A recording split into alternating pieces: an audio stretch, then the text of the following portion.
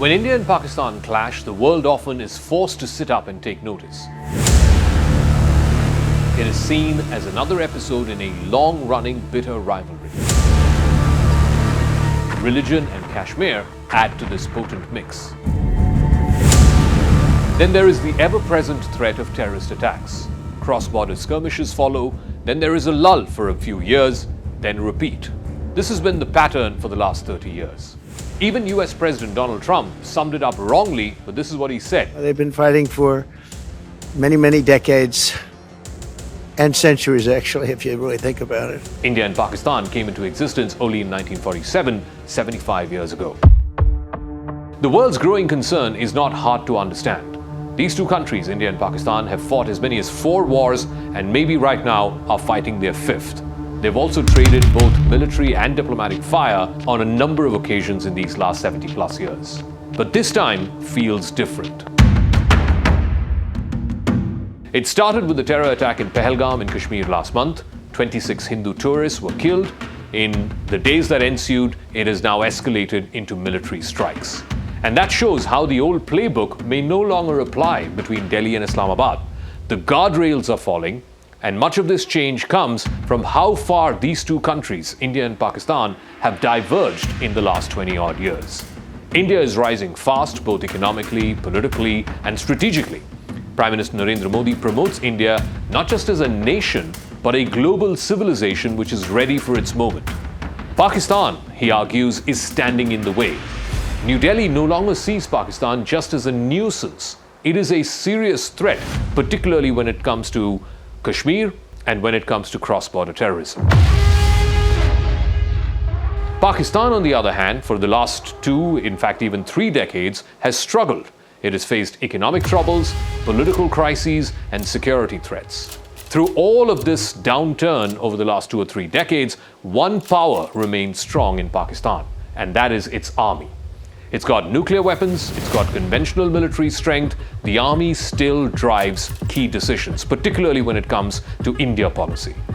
Pakistan and the Pakistan army are not going to back down easily. Kashmir is not just disputed land for them, as the Chief of Army Staff, General Hassan Munir, said a few weeks ago. Kashmir is the jugular vein. It is the core part of Pakistan's national identity.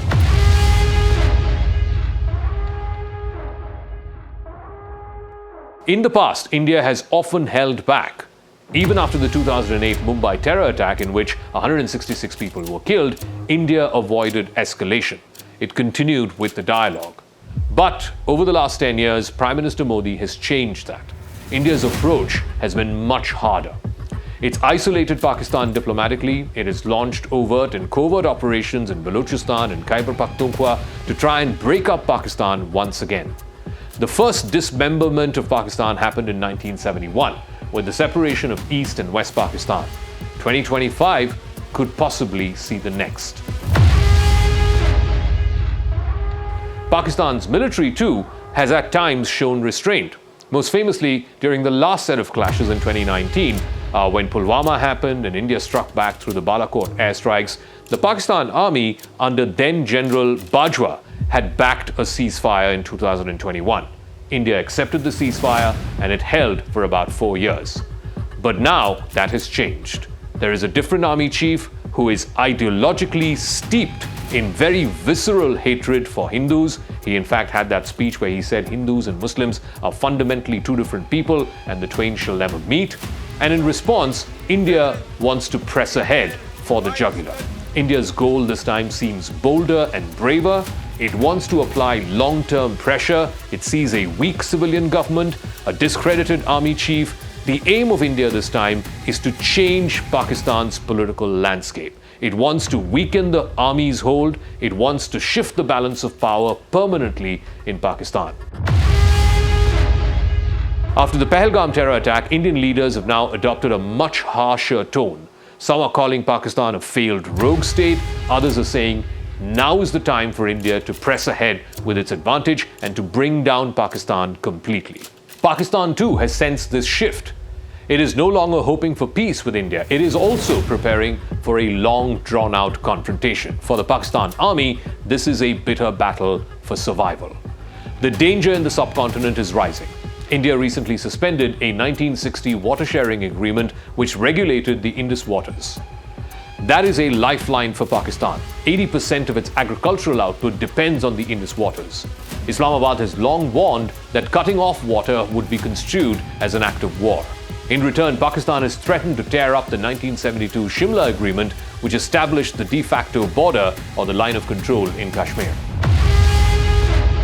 If that were to happen, if Pakistan were to disregard Shimla, then nothing prevents India from crossing over the line of control and forcibly taking over Pakistan-occupied Kashmir. In fact, there are very vocal sections within the BJP, the ruling party, which want Prime Minister Modi to do exactly that.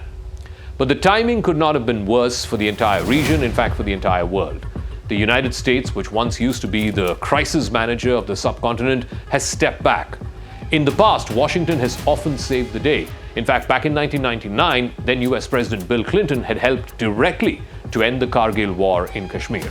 After the terror attacks on India's parliament in 2001, after the Mumbai attacks in 2008, US diplomacy had helped ease tensions and even pushed for justice. Even after the 2019 Balakot strikes, Mike Pompeo, the then US Secretary of State, details very much so in his book how he had multiple late-night conversations with Sushma Swaraj, then India's foreign minister. But that doesn't seem to be the case anymore. The Biden administration over the last 4 years kept its distance. Why? Because it wanted to stay on India's good side. Washington wanted India as a counterweight to China. The Trump administration now has also taken a hands-off approach. J.D. Vance has given an interview to Fox News saying that this is not our business, it's for India and Pakistan to fight and figure it out. In fact, the Trump administration has also come out louder in support of Prime Minister Modi and his government, but it is also too distracted right now with the trade wars with China, the Ukraine conflict, the escalating situation in Gaza, and of course the talks with Iran, which have just begun. And frankly, New Delhi does not want foreign mediation anymore. It sees foreign intervention as giving Pakistan a platform and an off-ramp.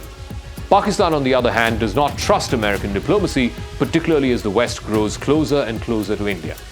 Back-channel talks and hotlines at the levels of the military leadership and the security leadership, which once used to help manage these crises, are now quiet. And that is dangerous. The fact that there are no direct contacts between India and Pakistan is exacerbating the situation. None of this, though, justifies global indifference. The Ukraine war has already shown that even nuclear threats are not taboo anymore. And both India and Pakistan are nuclear-powered countries. If India finds limited strikes to be ineffective, then India could potentially escalate. That could push both countries, India and Pakistan, closer to the nuclear red line. The human cost of a full-blown war along the densely packed border between India and Pakistan would be staggering. Together, these two countries hold nearly 1/5 of the world's population. The United States and other world powers must realize what is at stake. India is vital to Washington's Asia strategy. India is seen as a key partner for America to challenge a growing hegemonic China. In order to try and boost regional security and to grow trade, America needs India, and it needs India right now. But if India stays locked in a constant state of tension with Pakistan, then it cannot fully play the role that America expects of it. Meanwhile, Pakistan will lean harder and harder on China. That means even less American influence in a country of 250 million people that is strategically located and that has nuclear arms.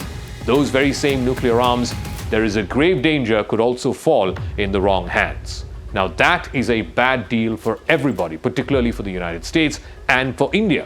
It makes India's ability to challenge China much more complicated than Washington thinks it would.